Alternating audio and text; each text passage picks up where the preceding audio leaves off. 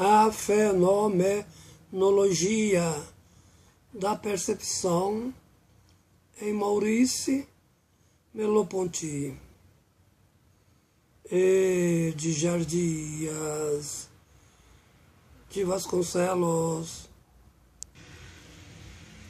Ponty nasceu em 1908. Estudou na Escola Normal de Paris. Formou-se em filosofia no ano de 1945, curso que era da sua preferência. Transformou-se em professor da famosa Universidade de Lyon em 1949, professor da Universidade de Paris, uma ascensão acadêmica rápida. Formulou reflexões sobre a fenomenologia, elevando o pensamento crítico no desenvolvimento da filosofia analítica, remodelando sistematicamente a teoria do conhecimento. Segundo o qual, quando um determinado objeto surge diante da consciência humana, a razão naturalmente observa com veemência o fenômeno, procurando entender sua conformidade em sintonia com a capacidade perceptível do cérebro. O objeto não é apenas sua objetivação, mas também a projeção do conhecimento através dos mecanismos sintéticos de lógicas a fortiori racionais. Conhecer é uma ação complexa e parcial, sinteticamente e não absolutamente projetiva. Queiramos ou não, quem conhece, em última instância, é a estrutura epistemológica do cérebro, sem negar a relação dialética dos procedimentos empíricos. O objeto por si não consegue impor ao mundo sistemático, mas pode empiricamente determinar a mudança analítica da estrutura lógica dos paradigmas cognitivos do sujeito, o que significa a respeito da conclusão desse mecanismo que, por natureza, é dialético, pelo menos fragmentariamente, a matéria, ou seja, o objeto observado, penetra o campo empírico da consciência elaborada, transformando desse modo em fenômeno compreendido sinteticamente nas possibilidades do entendimento do real. O trabalho de Ponty a respeito da fenomenologia favoreceu a filosofia como instrumento de aplicação a outros campos científicos, diversificando os ramos do saber intelectual. A ideia da intencionalidade, a razão instrumentalizada na construção teórica, no sentido de facilitar a captação de impressões nos sentidos, as diversificações dos saberes e, ao mesmo tempo, ao campo da especificação. Ponty acredita na natureza do cérebro do homem, na sua imensa dimensão de configuração, composta pela integração diversa, ao que deve ser explorado na sua particularidade ao entendimento dos fenômenos. O cérebro humano tem configuração integral, a princípio, ao qual deve ser explorado com competência, levando a entender o que se passa nele.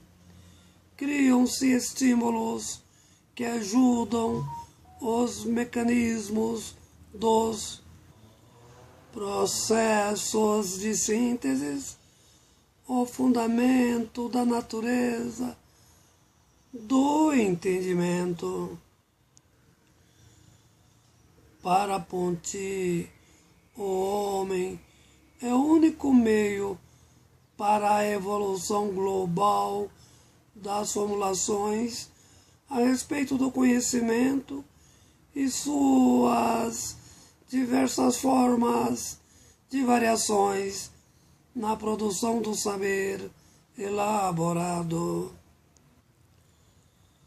Para chegar ao conhecimento através de mecanismos minuciosos da percepção, Ponty desenvolveu uma fenomenologia epistemológica, crítica e precípua ao próprio movimento processual cognitivo. Elaborou o mecanismo do entendimento fenomenológico em uma dimensão de modalidade existencial distinto na perspectiva da lógica racional. Resumindo no logos, ou seja, a estrutura de compreensão do mundo para a percepção do objeto.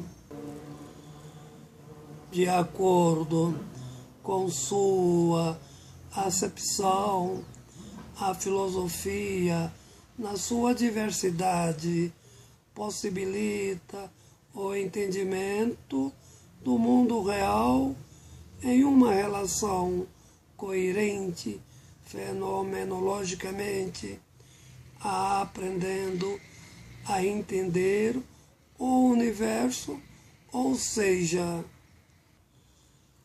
os objetos fenomenológicos, envolvendo o aspecto intencional da relação dialética composta numa relação mútua cerebral.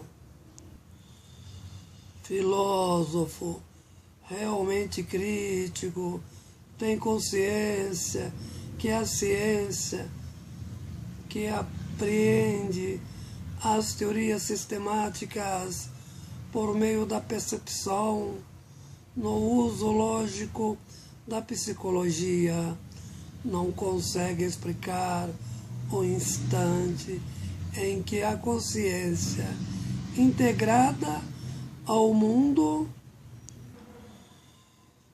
perde parcialmente a própria percepção do fenômeno objeto. Portanto, a fenomenalidade representa apenas a sua parcialidade. Com tais limites, reflete Ponti, é praticamente impossível entender a sensação na sua globalidade, o que significa na absoluta pureza.